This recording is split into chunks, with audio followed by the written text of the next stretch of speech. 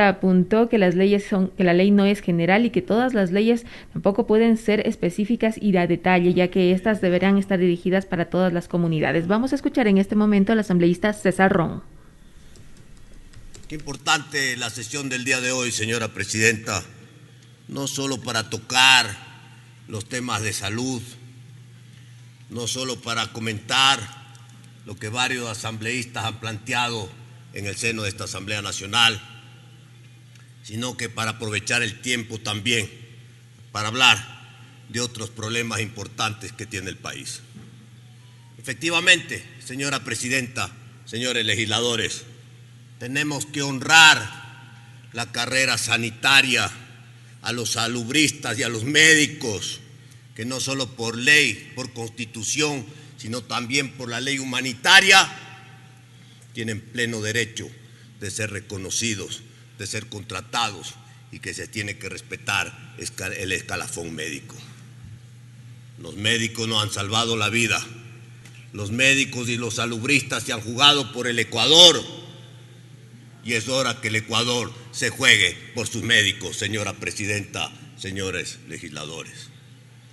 Pero aquí también se habló de algo que es fundamental: la medicina, la investigación, la ciencia, la tecnología y los institutos, como se conoce popularmente en Guayaquil, el Valenzuela y el Izquieta Pérez, que fueron cerrados no por el anterior gobierno, sino por el gobierno de la Revolución Ciudadana, y que quizás tuvieron la buena intención con las reformas a través del ARCSA de tener la investigación, el registro sanitario, el registro de las marcas. Pero no ocurrió así, fue malo, fue un desastre, no funcionó y perdimos lo que por años, por decenas de años, este país había logrado, no solo localmente, sino internacionalmente, esa reputación de vanguardia de poder hacer vacunas localmente en el país. Tenga usted la plena seguridad que si el Izquieta Pérez estaría funcionando y abierto, el Ecuador tendría vacunas para el COVID. El Ecuador estaría atendiendo directamente las necesidades de su pueblo, pero no, está cerrado el Izquieta Pérez, cuando el Ecuador necesita de vacunas, cuando el Ecuador necesita de investigación, cuando el Ecuador necesita avanzar con la tecnología en el siglo XXI. Y está también cerrado el Valenzuela, pues, señora presidenta, donde se hacía investigación, donde se trataba la tuberculosis, porque resulta que la tuberculosis era una pandemia que supuestamente ya no existía en el país. Déjenme decirles, señores legisladores, señora presidenta, que en el Ecuador todavía hay tuberculosis, porque hay hambre, porque hay pobreza, porque no hay buena nutrición. ¿Cómo entender, por ejemplo, que al lado del mar, en la península de Santa Elena, donde hay alimento, el marisco, el pescado, haya tuberculosis? Y yo le voy a responder, porque el pescador que es pobre prefiere vender el pescado a comerse el pescado. Y estas son realidades que tiene el Ecuador y que tenemos que superar y avanzar, y que no vuelva a haber discrimen. Aquí se habla de discrimen, pero discrimen hubo contra el Ecuador, contra Guayaquil, señora presidenta, señores legisladores, cuando se cerraron estos institutos como el Izquieta Pérez y como el Valenzuela, que deberían estar funcionando y dando soluciones a la crisis de salud que tiene el Ecuador. Pero aquí también se ha hablado, presidenta, de avanzar en los procesos de fiscalización. Totalmente de acuerdo. Totalmente de acuerdo, presidenta, señores legisladores. Esta asamblea no puede guardar los procesos de fiscalización. No puede ocurrir lo que ocurrió en el periodo anterior, que el presidente de la asamblea tenía una gaveta donde guardaba, durante más de un año, los procesos de fiscalización. Eso ahora ya no se puede hacer, porque hoy la asamblea tiene un nuevo código orgánico de la función legislativa y los procesos de fiscalización tienen sus tiempos, señora presidenta, señores legisladores, y esos tiempos se tienen que cumplir y los procesos de fiscalización tienen que avanzar de acuerdo a la ley. Hay una ley orgánica que tiene que ser respetada. ¿Y por qué menciono esto? Porque si no se respetan los tiempos y no se respeta la ley y nadie está por encima de la ley, entonces se va a invalidar estos justos y necesarios procesos de fiscalización que se requieren en el país. Yo estoy de acuerdo con Fernando Villavicencio. No se puede fiscalizar al defensor del pueblo si no se avanza con los otros proyectos que tienen un orden y llegaron antes.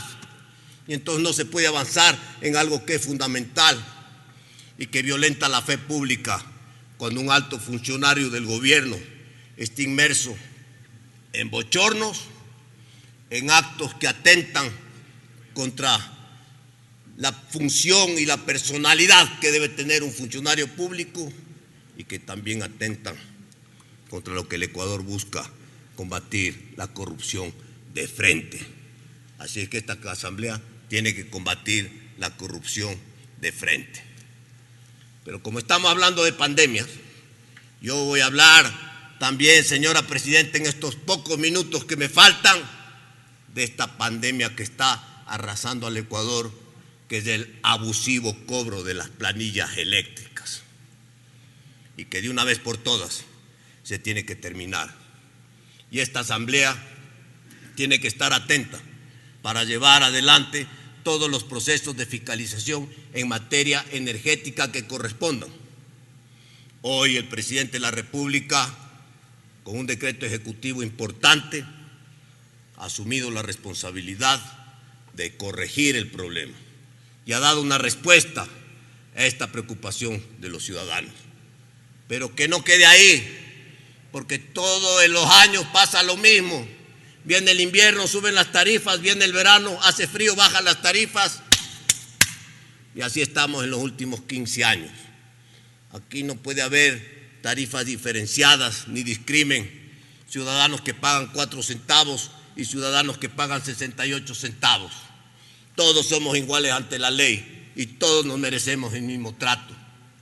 Señora Presidenta, ¿cómo entender, señores legisladores, que la tarifa de la dignidad de 4 centavos resulta hoy que los que tenían que pagar $10 pagan $70 y ni siquiera ganan el salario mínimo vital? Y me refiero a nuestros hermanos ecuatorianos que viven en el campo, gente pobre, agricultores que trabajan en labores agrícolas y ganan cuando siembran, ganan cuando fumigan, ganan cuando cosechan, no ganan el salario mínimo vital.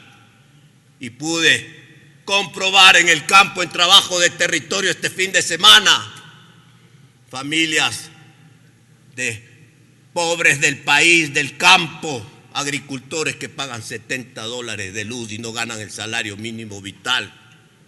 Y les cobran alumbrado eléctrico, donde no hay ni poste ni luz y tampoco hay recolección de basura.